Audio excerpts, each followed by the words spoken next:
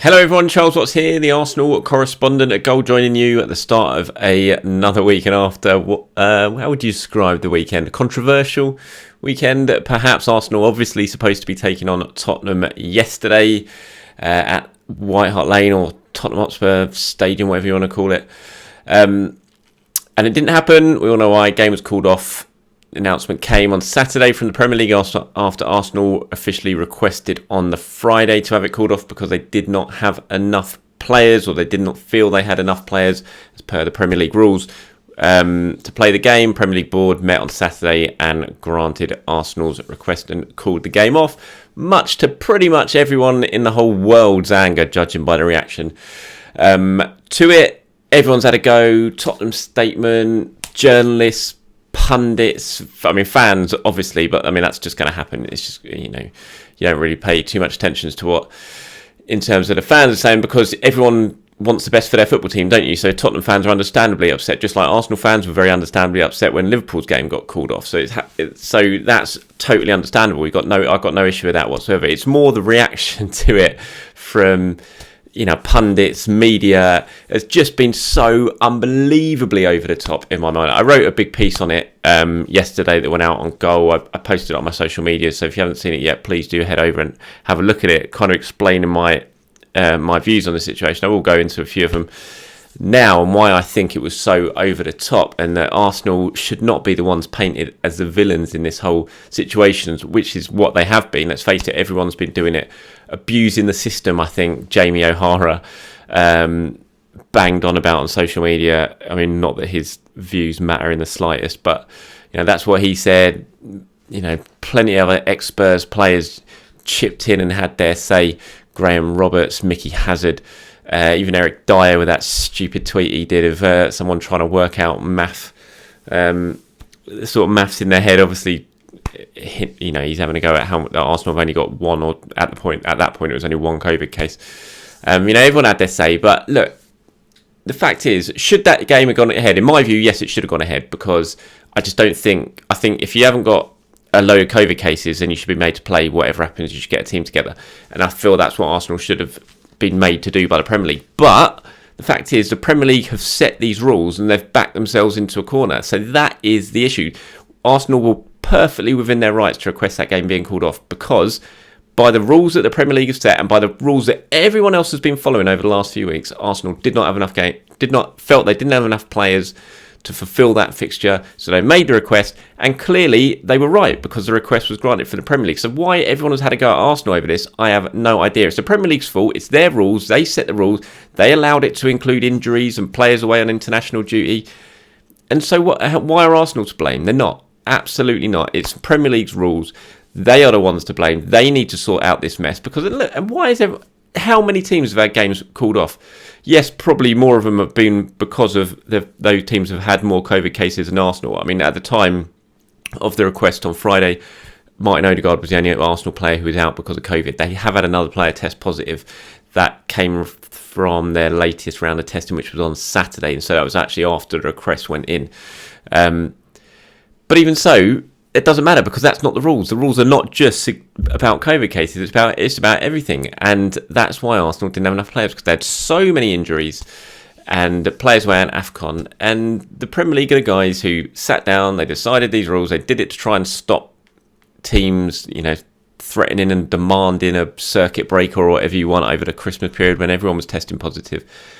And so you can't have a go at Arsenal when they're following the rules completely, and everyone else has done it. Did Arsenal complain when Wolves called their game off just after Christmas when they had loads of injuries? That wasn't all COVID. No, they didn't. They just got on with it, just like they have with everyone else. Arsenal have had, since December 21st, Arsenal have had 12 positive COVID cases in that short space of time. And so they've had to put big demands on the rest of the squad, because they've had so many players out with COVID. And so that all sort of snowballs as well and has to be taken into account. And they've never complained. Did they complain when Mikel Arteta had to watch the Manchester City game from home? No, they didn't. They got on with it. He had about half of his staff off as well at that point. Did they complain when Liverpool magically beat lottery-type odds to have all these false positives that they discovered ahead of what was going to be the first leg of the League Cup semi-final? No, they didn't. They got on with it. And so everyone else needs to just get on with this instead of having to go at Arsenal. They're not the bad guys here. The Premier League needs to sort it out. It's their mess. They've created this mess with the rules, and unless they change them, then this is going to keep happening. It's been happening for weeks. It happened for Arsenal, and it's going to keep happening because clubs, understandably, if these rules are in place, they're going to use them to their advantage, and that's what Arsenal have done this weekend.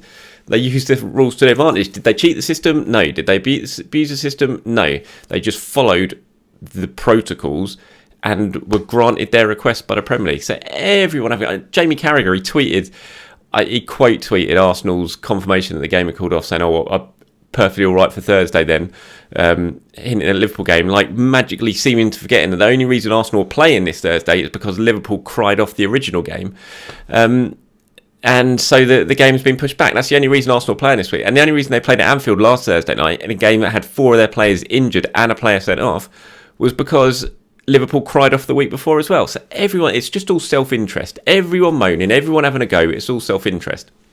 All the Tottenham media and ex-players and all that, they're not. This isn't about the integrity of the game. Don't make me laugh. Is it about the integrity of the game? It's a fact that Tottenham, those players, those ex-players, those media wanted to see Tottenham go up against a half-strength Arsenal side, and now they're all crying and moaning, saying, "Oh, the integrity of the game, blah blah blah." It's nothing to do with that. They just know now they're going to have to face a much stronger Arsenal side, and they just wanted to try and steamroller over a bunch of kids, and it's just all self-interest. It's nothing but that. Arsenal have done nothing wrong. They followed the rules. They were granted the request by the Premier League, so everyone else just has to suck it up and get on with it. It's the whole reaction has been so over the top. It's just wound me up. And like I said, I wrote a piece yesterday. It is out on Goal. You can read it, detailing my thoughts. I mean, to be honest, I've just ranted them now.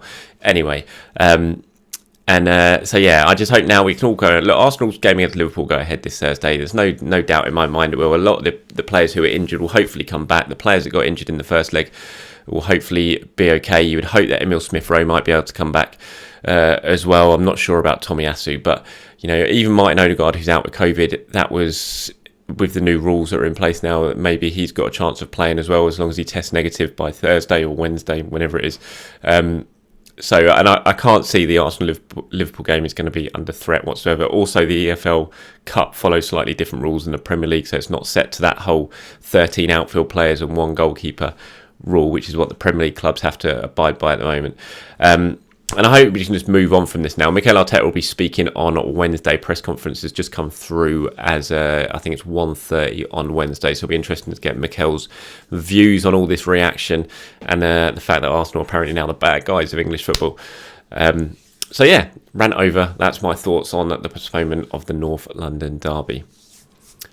Transfer-wise, not too much to bring you today, I'm afraid. I mean, it's all just rumbling on in terms of possible incomings. Arthur to Arsenal, the Juventus midfielder, I think that will become clearer this week. Nothing really has moved on from it as far as I'm aware. Arsenal still want to sign Arthur. Arthur is still very keen to come to Arsenal. But Juventus aren't willing to let him go really until they sign a replacement. That hasn't happened yet. I mean, Arthur started at the weekend for Juventus. He was hooked after 45 minutes, so they clearly weren't very happy with his performance. But that's where we are when it comes to him at the moment. I think we should probably know more by the end of this week whether Arthur will be arriving at Arsenal. In terms of Vlahovic, I know I keep getting lots of questions. I can't bring you anything on it, I'm afraid. It's just not, again, nothing's moved forward. It's just all the noise that you hear. That's the latest, really. Nothing has moved forward in that regard. There are some reports at the moment about Pablo Mari and Udinese. I saw Fabrizio Romano saying that agreement has been reached with Udinese between Arsenal and them for Mari to go there on loan until the end of the season. I do expect Mari to go before the end of the window. Whether it's now, I don't know. Maybe Arsenal need to keep him here just for the sake of numbers at the moment, given the situation. But it certainly appears that he will be on his way out. It's a straight loan, which again, I think a lot of people are looking at and say, oh, we should get an obligation. But I do think what happened with Joe Willock last season at Newcastle has sort of changed Arsenal's thinking a little bit when it comes to agreeing these loan deals, rather than tying themselves into a potential transfer fee that ends up looking not enough. Like, look at Mavropanos over at where is he at the moment? Stuttgart, is he? Been brilliant there. Arsenal agreed a really small fee obligation for Mavropanos at the start of the season when he signed for that loan. The form he's been in, they could have probably got about 4 times the amount of money if they'd have just done a straight loan and then agreed a fee at the end of the season. So I think Arsenal have learned from that. We've seen with the loan they did earlier this season for Ainsley Maitland-Niles to Roma. Again, they didn't put an obligation in that, even though Roma are very keen to sign him in the summer on a permanent basis. Probably hoping, again, similar with Mari, if he does get this move to Udinese, that he can play well between now and the end of the season, and then his value will go up and up, and they can agree a higher fee when it comes to the summer. So Pablo Mari looks like he is on the way out. No great surprise there. He is widely known as being available for a transfer this summer. This window. It'll be interesting if Mari does go in the summer, which we fully expect him to do.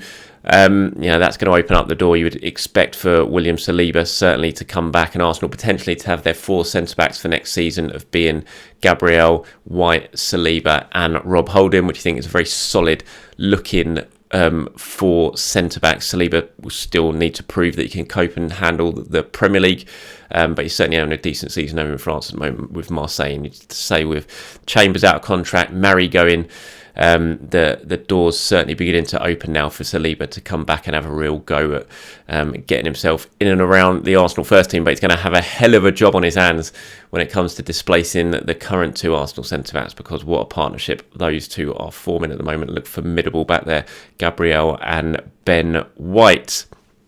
Elsewhere, Pierre-Emerick Aubameyang, this is an interesting situation. I'm sure you've seen at the moment, he didn't play for Gabon in their second game, having come back from COVID. The Gabon FA put out a bit of a statement sort of saying that it was heart issues that was discovered with Aubameyang after he came back from COVID. That is quite a widely recognised complication with some people certainly soon after testing positive for COVID. It can have a little bit of an effect on sort of cardiac issues. And Arsenal have been in touch with Aubameyang, and even last week they spoke to him as soon as the Gabon put out the statement. They spoke to Aubameyang Arsenal, and he said he was feeling good. He'd been training for the last couple of days. Obviously, it was just a bit of a precaution. It's going to be interesting to see if he is involved tomorrow. Gabon playing their 3rd and final group stage game over at Afcon against Morocco. It's going to be interesting if Auba is available for that. I mean, if not, and they go out of the competition, then he'll be on his way back anyway. But if they get themselves through, which they've still got an opportunity, it'll be interesting to see exactly what Arsenal do if he does indeed miss out tomorrow as well, because of this same issue with the cardiac problem that he is reportedly suffering. Now, Arsenal doctors have been in touch with Aubameyang. They're very carefully monitoring the situation. They do want to make sure he gets the best possible care.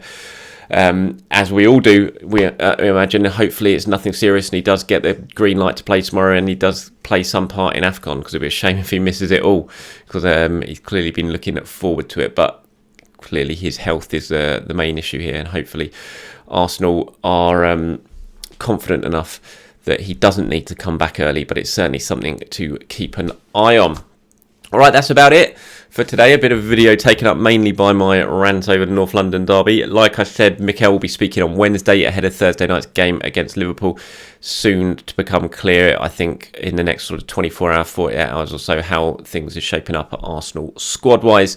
But like I said, I don't think that game on Thursday night is going to be under any sort of threat. I think Arsenal will certainly return to action, and they'll have a fair few of the players who wouldn't have been available against Spurs might be available for this one against Liverpool. So keep your eyes peeled for any latest updates, and if I do hear anything transfer wise, again, you'll see it all first on my social media and on goal.com, so be sure to keep checking for all the very latest Arsenal news. Have a very good day, everyone. Enjoy the start to your week. I'll speak to you soon.